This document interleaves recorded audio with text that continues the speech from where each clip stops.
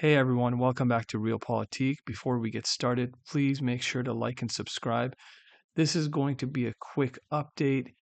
This has just come out. This information is fresh off the press in the Bryansk region of Russia bordering Ukraine. There have been several incidents where two Mi-8 helicopters have been shot down, as well as it appears a Su-35 air superiority fighter jet and a Su-34, which is meant for bombing targets. They've all been shot down in that region. Now let's look at some footage.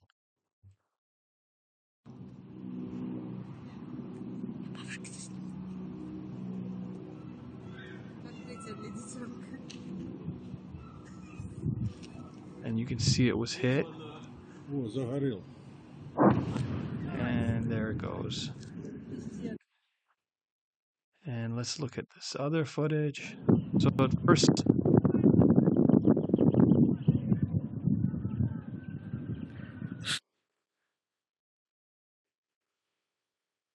at first, we thought that it was just one, but now within the last hour or so, we've learned that two have been shot down. And some people they thought that it might be a Ukrainian helicopter that was shot down, maybe a group of infiltrators, saboteurs, but no, these were Russian helicopters. And supposedly the Russian authorities have blocked off the area, and now they are searching for whoever is responsible. They're saying that the perpetrators used MANPADS to do this. But Rybar, the famous Russian mapper and blogger, he is saying that it could have been the Ukrainians using the AIM-120 air-to-air missile provided by the US or NATO. And this is the remains of the Su-34.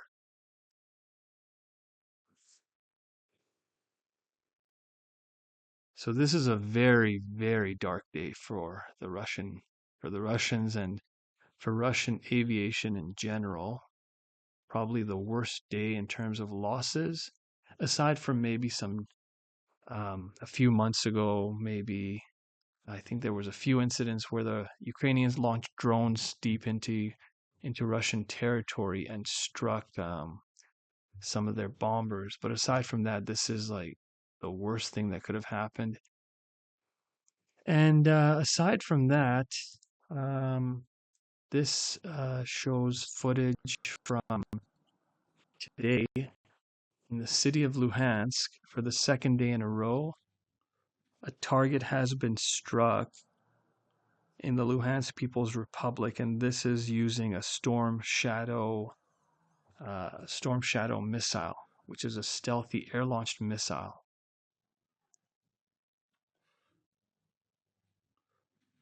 So that's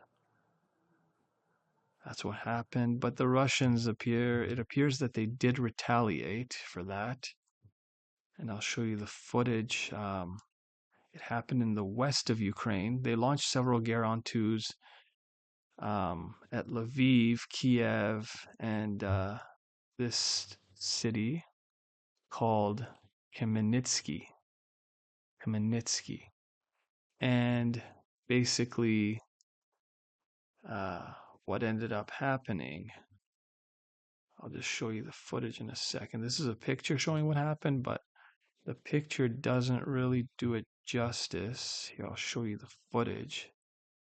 So the Russians hit an ammo depot, and it was a massive explosion, just huge.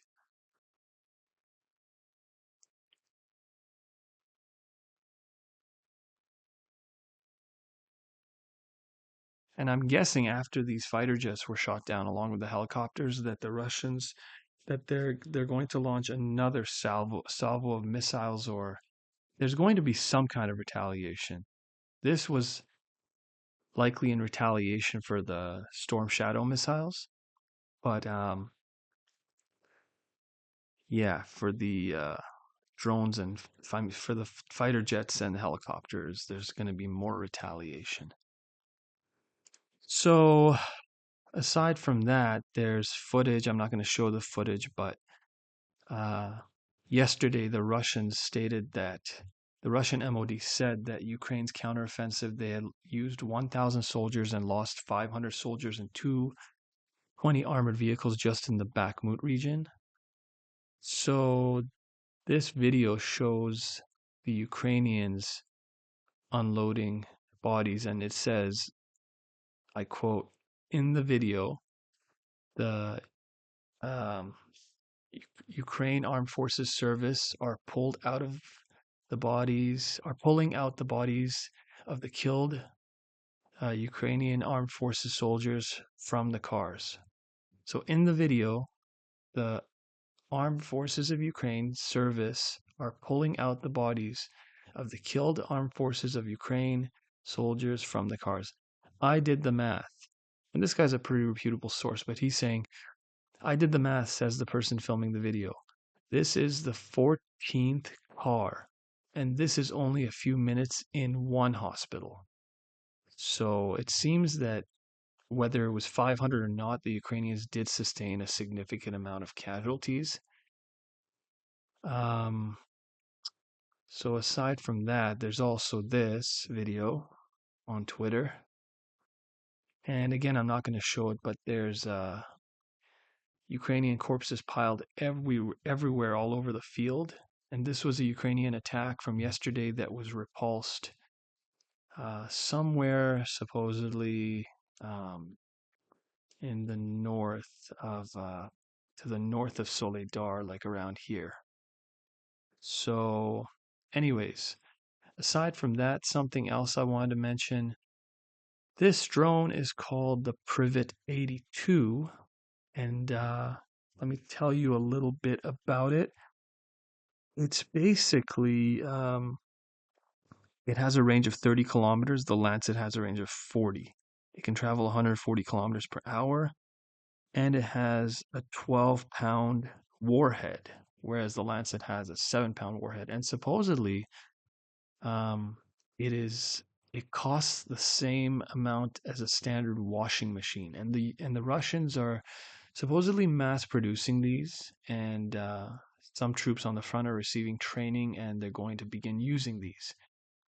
In some ways, this could be a game changer because, I mean, it's so inexpensive, and there's footage of it that has been released, and it looks very nimble and maneuverable. So, and what they're saying is that the materials that it's made out of are all sourced locally from the Russian market for the most part. So that way, sanctions can't have any effect on the production of this drone. Anyways, I just thought that would be interesting to add in. Let me know what you think. Please like and subscribe, and I will see you guys in the next one.